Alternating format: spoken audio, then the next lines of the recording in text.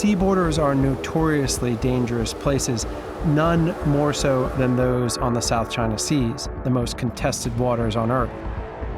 An Indonesian anti-poaching squad invited me to join them along the most crime-ridden outer edge of their national waters. This supposedly routine police mission soon tested any notion I had about protecting national borders at sea.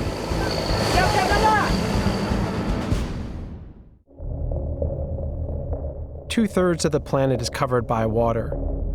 It's our planet's wildest frontier, breathtaking as much as it is vital to all life. A place of discovery and endless reinvention, a metaphor for freedom, as well as a profoundly dystopian realm where the darkest of all humanities play out. Over 50 million people work at sea, and human rights and environmental abuses often occur with impunity. Six people we are sleeping in here. So hot. I've never ever seen this bad. My name is Ian Urbina. As a journalist, I've spent the past decade reporting from this lawless frontier. I run an investigative journalism organization called the Outlaw Ocean Project that reports about crimes happening in this space.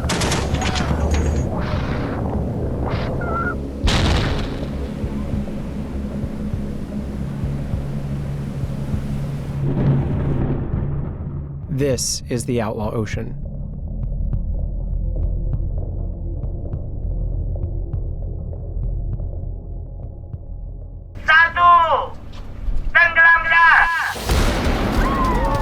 With murals, mangas, and millions of Twitter followers, Indonesian Minister of Fisheries, Susi Pujiastuti, took a renewed fight to Indonesia's sea borders. Under her watch, illegal vessels were blown up. Hundreds of crews taken prisoner. Millions in fishing revenue restored for Indonesia. The Outlaw Ocean had a new sheriff in town.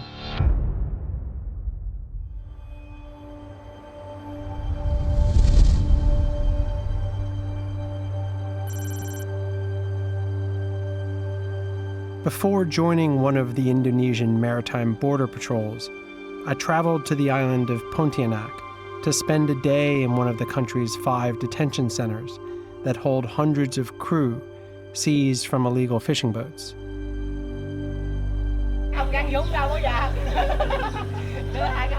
Most of these men are undocumented deckhands. They had no say over where their ships fished. There are twice as many prisoners held here than the facility can accommodate. No one has seen a lawyer or been charged. They're all in limbo. Virtually all of the detainees are Vietnamese. Some are as young as 14. Their licenses lapsed, their boats rotting in a junkyard, their incomes lost. These husbands, fathers, and sons have no idea when they will be free. They represent a dark, unintended consequence of an otherwise commendable effort by Indonesia to better police its waters. It was an important stop for what we were about to witness on the Outlaw Ocean. Captain Sampson is a veteran anti-poaching officer and a legend among his men. A former outlaw turned guardian of the game, he has tracked down and seized hundreds of foreign vessels. Over breakfast, he tells me why Indonesia needs to protect its waters and fish supply. This distance for sure that they at least have GPS and they are over there. Where's that position now? Minister Pujiastuti has given these patrols a new mandate to tackle illegal fishing. We were at sea for 6 hours when we spotted our first mark, a Vietnamese fishing boat, 60 miles inside Indonesian waters.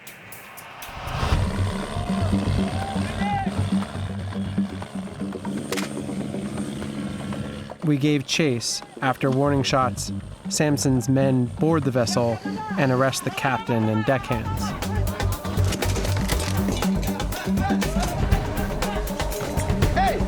Over the course of the next 5 hours, Samson's ship captured 4 more Vietnamese boats, bringing on board 55 Vietnamese detainees. Each time, Samson left an officer aboard the captured boats, and our convoy began to head back to shore. We had been patrolling for days in Indonesian waters. It had been a very successful mission with lots of arrests, and the officers were proud of their accomplishment. But then, everything suddenly went haywire. Mas Gun ada di kapal kamu kah? Mas Gun, orangnya Mas Gun. A frantic call came into the bridge from one of Samson's officers, who was helming the last of the arrested Vietnamese boats in the convoy. The officer's name was Mas Gun. He was under attack.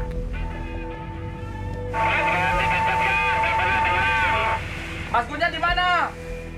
A large Vietnamese Coast Guard cutter had intercepted him and isolated him from the convoy. He was being rammed, and he feared for his life.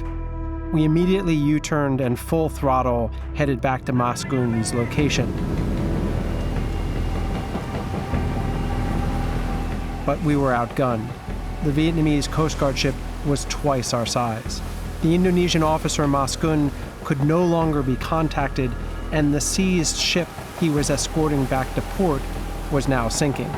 Does he have a plan for getting his guys? Has he communicated with them? I found myself a reluctant translator between the Indonesians and the Vietnamese as they haggled over the release of their respective captives. Our captives were the 55 arrested Vietnamese fishermen we had caught in Indonesian waters. The Vietnamese captive was the Indonesian fishery officer, Mas Gun, whom they had pulled out of the water after ramming and sinking the ship that he was trying to escort back to shore. The Vietnamese demanded that all of their men and the boats be released, asserting the men were fishing in Vietnamese waters, despite the maps clearly showing these are Indonesian waters.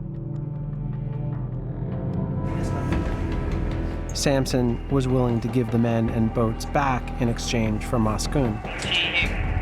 Oh, guys, get the binoculars. We see the officer now. Here's what I propose. You put the officer in a boat, send him here. We will put the Vietnamese men in the boat and send them back. Over. Suddenly, there's a commotion at the rear of the boat.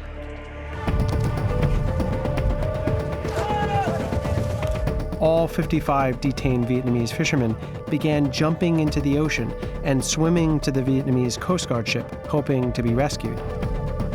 It was pure chaos. Some of them could not swim and had no way to climb aboard the Coast Guard ship. In desperation, they clung to the sinking hull of the fishing boat. Some of the worst swimmers returned to our boat. Has he called for backup? This is a much bigger ship. Are they on the way? During hours of unsuccessful negotiations, Samson asked for naval backup, but none was forthcoming. We were too far out. Negotiations for Mas Gun's release ground on until 2 blips appeared on the radar screen: Vietnamese reinforcements. We were now genuinely in real trouble. Samson did not want to abandon his officer, who was being held on the Vietnamese Coast Guard ship in front of us. But with reinforcements rapidly heading our way to arrest all of us, Samson reluctantly did as he was told by Jakarta, and we fled the scene to avoid our own capture.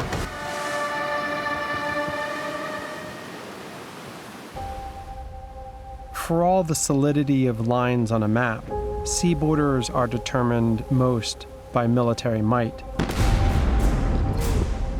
Whoever has the biggest guns is automatically in friendly waters.